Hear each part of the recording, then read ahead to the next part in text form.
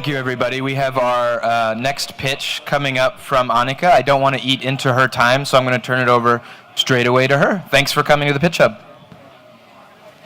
Thanks, Matt. Hey, everyone. My name is Annika Koshu from Adelphi, and I'll be pitching about urban climate finance, which is kind of a trend topic, but also kind of a difficult topic. So let's see what's going to happen.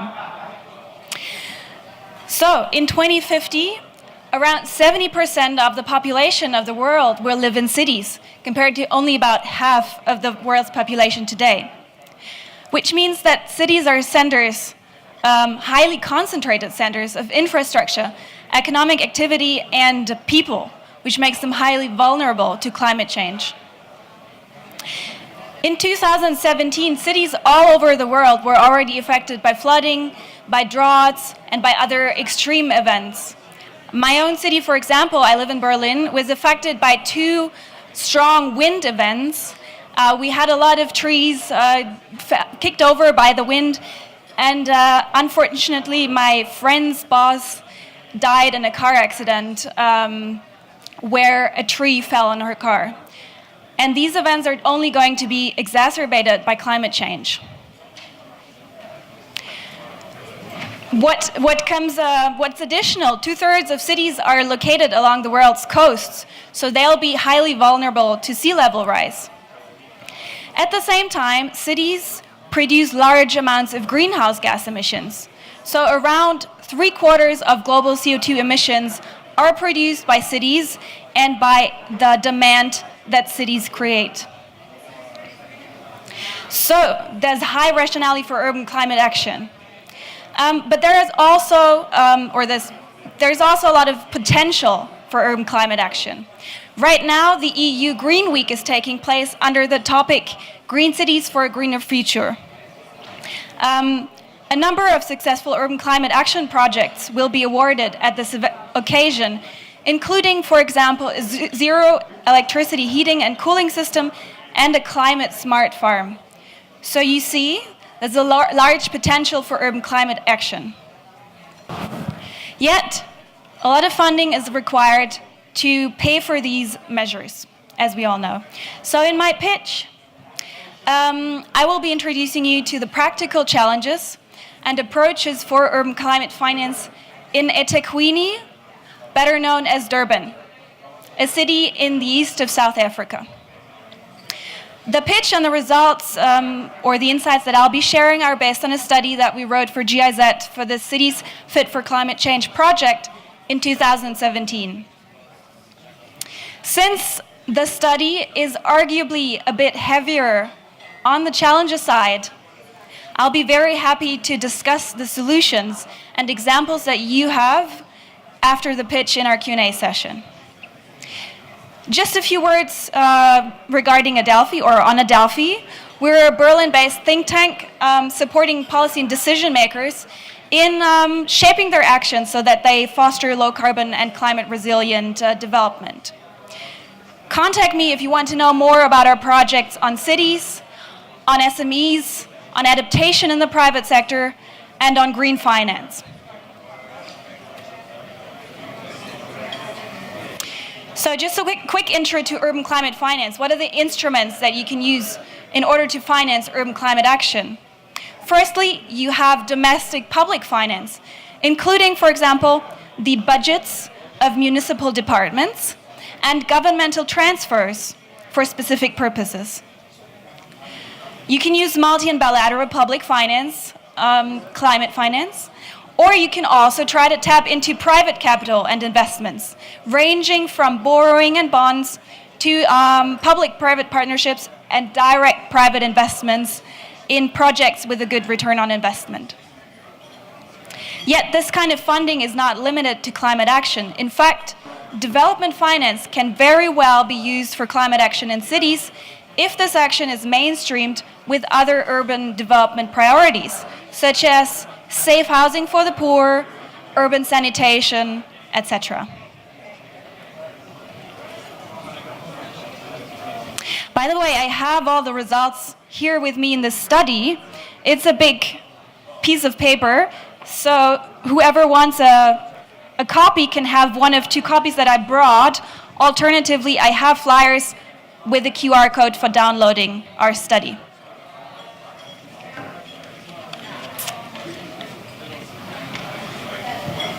So let me get to eThekwini and the main climate risk that it's facing.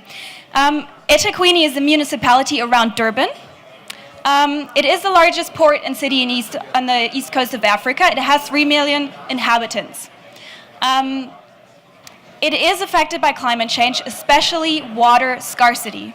We've all heard of Cape Town that's actually struggling right now with extreme drought, and is trying to find a way for making the Adaptation Futures Conference possible that's taking place in June. And the same risk of drought is also affecting eThekwini, even though currently not as strong yet, but climate change might get it there as well. At the same time, eThekwini is struggling with a lot of other socioeconomic problems. 40% of the population are in conditions of poverty. HIV is a very a severe problem for the city. Backlog of housing units, access to sanitation and water are also extreme problem for the city. I'm kind of painting a very black picture here. Yet, Durban is also addressing its climate challenges.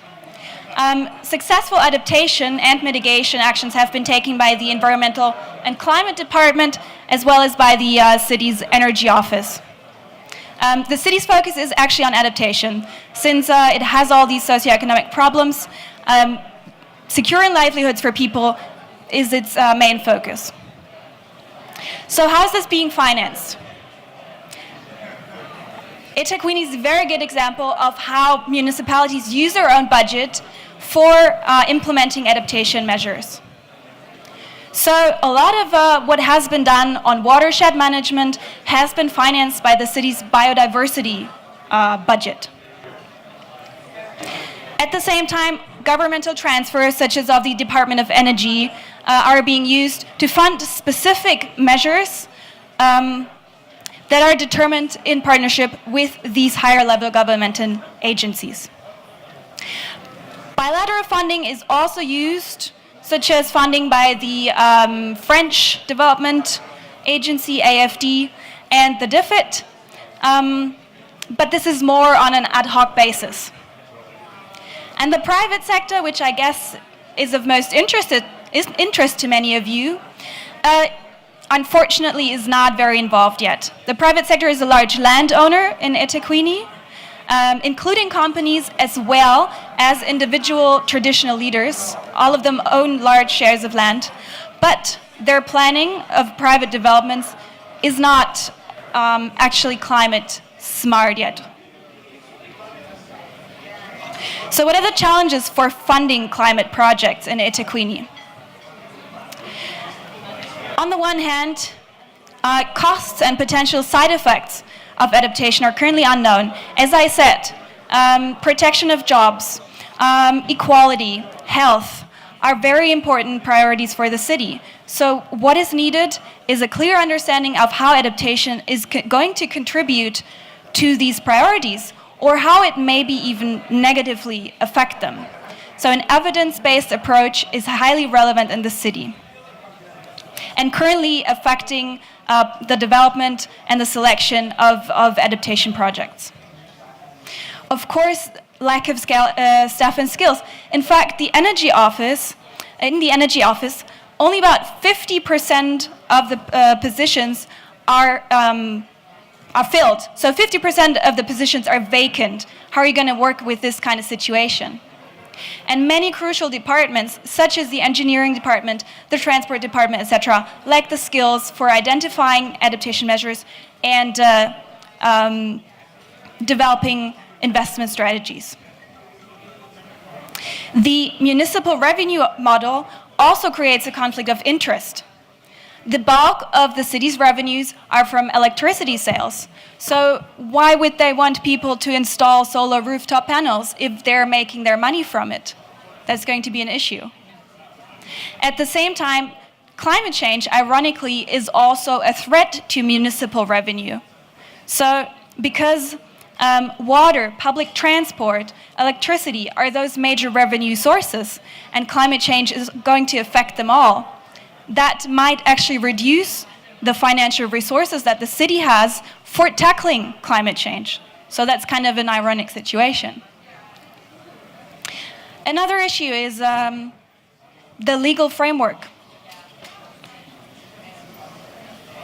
Cities have troubles, or eThekwini cannot really do any long-term planning. It has a 3-year budgeting cycle that is that it has to implement according to national regulation. It cannot independently borrow. It always has to coordinate with the relevant national ministry. And there's no national government guarantees if it borrows from another institution. Additionally, government transfers are low and falling. We all know that the economic and political situation in South Africa is currently not too great. So support from the national level to the local level where adaptation needs to be implemented is actually expected to further go down. And coming to international finance, predictability is not secured, which makes planning difficult. International finance always takes usually takes 2 to 3 years to actually access, which is already past the 3-year budgeting cycle that the municipality has, which makes it difficult to use this kind of funding for long-term planning and to actually create ownership of the money that can be accessed.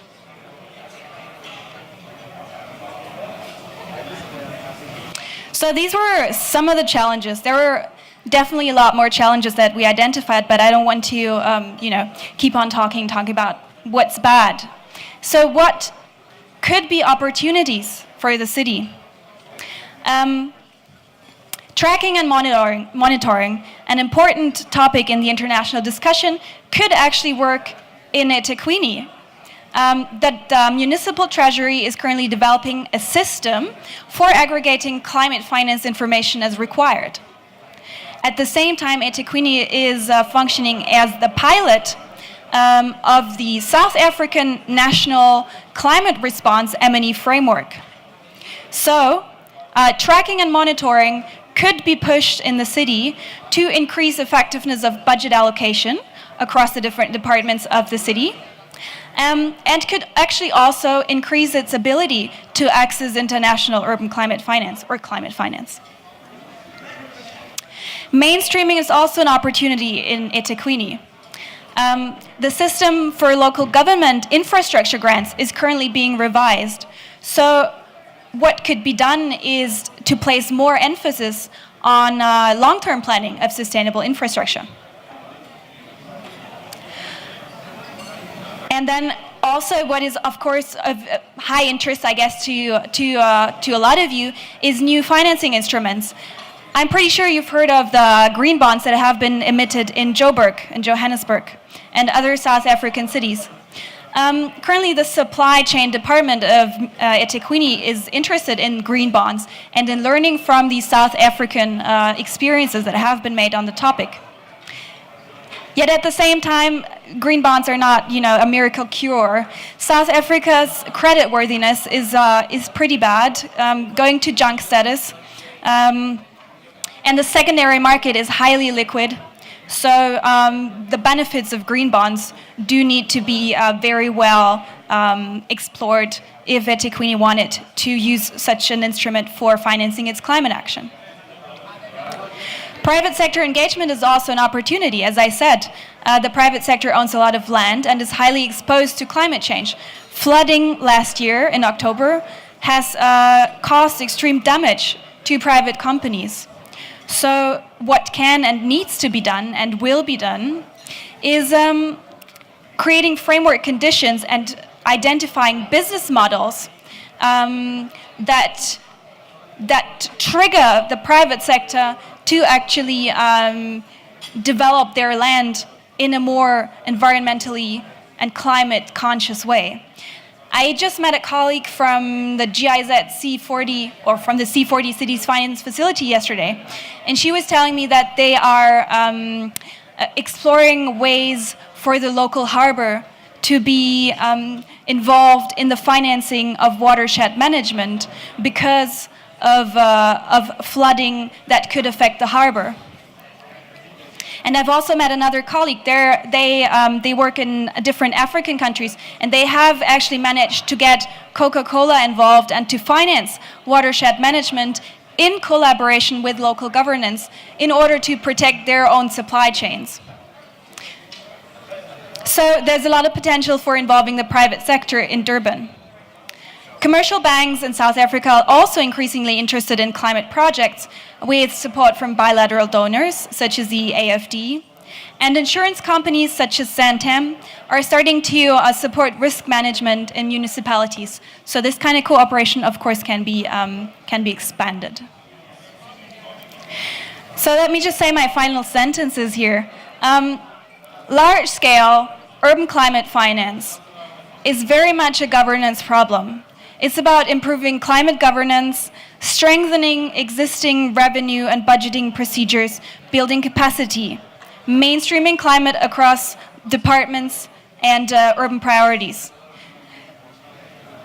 This sounds kind of boring and like a very big challenge, but it is what cities want to talk about. When we approach cities with our questionnaire on urban climate finance, they didn't say, oh, we need this and that fund or this and that special vehicle, or we want to emit a green bond. They wanted to talk about the basic challenges. We don't know how to prioritize adaptation measures. Our financial management doesn't work. So even though urban climate finance is definitely a trend topic, these very basic challenges need to be considered when approaching the cities. At the same time, more innovative and more climate-specific approaches, such as maybe impact bonds, are ways of triggering awareness and of creating positive examples and motivation to get more involved in the topic. So these must also be considered. Thank you. Thank you, Annika.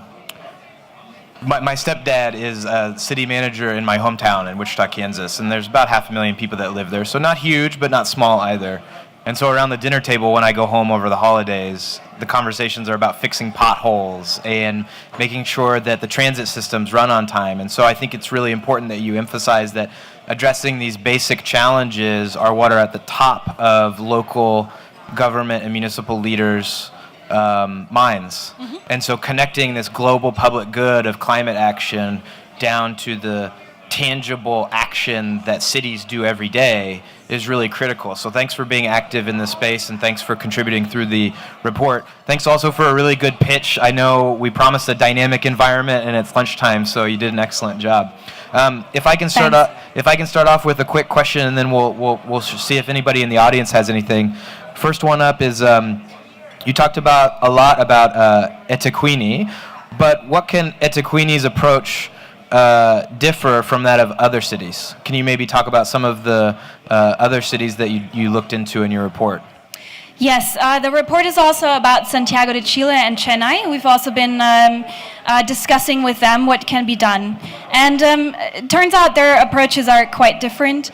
In Chennai, for example, a lot of what's being done is being initiated by the national and state level governments. So they have the climate mandate, and they're able to mainstream their climate priorities into the grant systems and the support systems for cities, so that these can use this money in a way that has been more coherently planned maybe at a national or state level government.